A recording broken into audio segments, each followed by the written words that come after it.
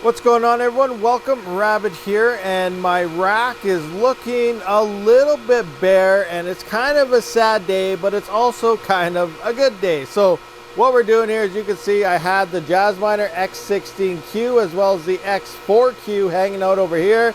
The Apollo V1H, which hasn't been on for a while because I had no power, it was hanging out right here.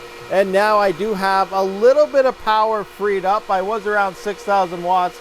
Now I'm at 4,800, so I got another 1,000 watts I can play with that I can throw in this rack. I don't know what I'm gonna do yet. Maybe build some CPU rigs, maybe get some more 4090s or something. I am not quite sure, but I have the power to do something else. So down here we can see this is the Apollo V1H. That is the hydro-cooled. This is about 850 mega hash. Got the power cable and stuff in there. Over there, this one here is the Jazzminer X16Q. I still got to try to find a box for the X4Q. In this box, I'm still packing it because obviously things are still loose right now. But I got a power supply. I got the Mosquito miner, which was in the bathroom. It is now going to be gone.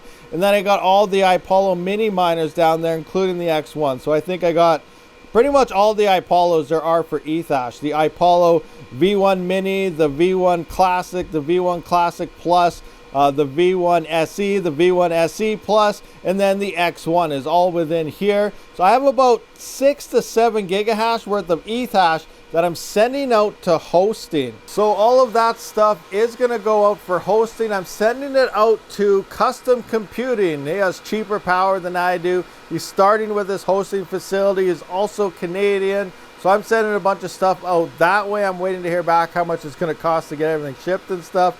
But it's going to free up some power for me, and then it's going to be cheaper on the power bill on my side, as well as, you know, going out to him. I don't have to pay such expensive power that way. So I also got the two 7900Xs. They're down there. They're on the rack now. So now we got 6 rigs down there, 6 rigs there. I split those apart. We got 6 rigs here because there's one behind all those.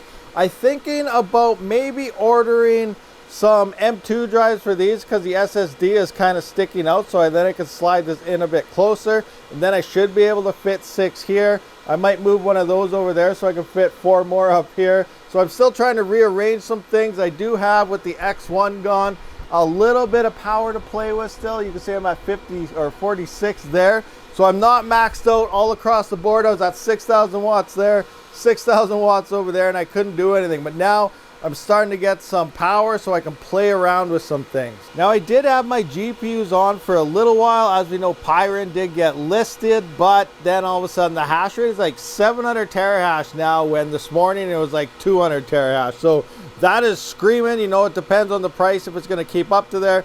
This is my old 3090 that used to be in my workstation gaming PC. It has a 4090 now, so I might swap out an A2000 for the 3090.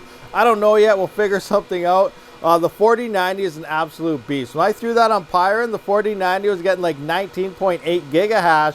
And in here, I think I have 3 or 4 A2000s, an RTX 3080, 4 3060 Ti's, a 3070, and I think that's everything in there. It equals out to 12 maybe.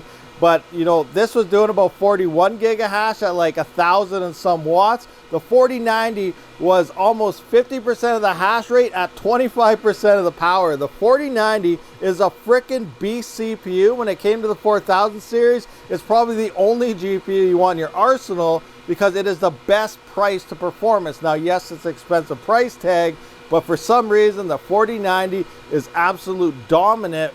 Unlike the 3000 series, where the 3090 kind of sucks and you were looking more in the 3070, 3060 Ti range, but with the 4000 series, it's complete opposite. As we can see here, speaking of building some more rigs, I got more stands printing away here. This morning I got 2 done here. So here's 1 rig. There's another rig right there getting ready to be put on holders. And 2 more Ryzen 9 7900X CPUs have arrived. So I got everything I need to build 2 more rigs here. So I'm going to get this built here. I don't know, maybe tonight, sometime early tomorrow morning. We'll see what I get down to. But yeah, things are starting to come along. It's been, you know, we're at the tail end of this bear market, guys. It's a pretty wicked feeling, having the ability to slowly start turning everything back on, you know, running at maximum capacity, looking for ways to expand. Now, obviously, infrastructure is one of the most expensive things other than power when it comes to crypto mining. But you know, I'm gonna have to look into how I can expand my power further because all my lines are underground. We'll see what happens there.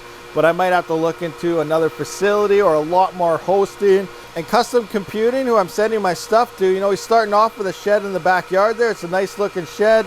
Eventually it sounds like he might be going into a warehouse, so he'll have a lot more capability to hold a lot more rigs and stuff. So I'll see what happens moving forward. Once these finally ROI, I'm thinking about getting rid of those also and sending them the hosting. That's the 2 KS2s and the KS1 minus for Kaspa. And that'll free up about 4,400 watts because overclocking, they're using a lot of power. I'm thinking about possibly removing the overclocking soon. As that network hash rate increases, it might slowly start to be getting closer to where efficiency is better off than straight hash rate. But again, it's still looking like it's better to have overclocked versions for now at least. But I'm looking at probably sending those away eventually as well. And then I have almost a whole 30 amp that I can play with again. And that's going to be pretty awesome moving into that next bull market, which is only really about not even a year away. Probably within the next 6 to 7 months, we are going to be starting early bull market times and prices are going to start going up, and away. All right, guys, so just a kind of an update on my mining farm, what I've got going on, what I'm kind of building here, and, you know, sending some stuff off away for hosting to free up power for other things, and obviously saving a little bit in power costs as well. So thank you for checking out this video, guys. If you have any questions at all, be sure to let me know down in the comment section. Hit that subscribe button. Join the Discord if you're always wondering where we're finding all these new coins and what coins to do. Usually it's all from you guys, the community, who finds things as well. And it's always being posted in my Discord. So join that up and maybe you can get on early on some of these coins as well. So thank you for checking this out, guys. I will see you on the next one. Rabid out.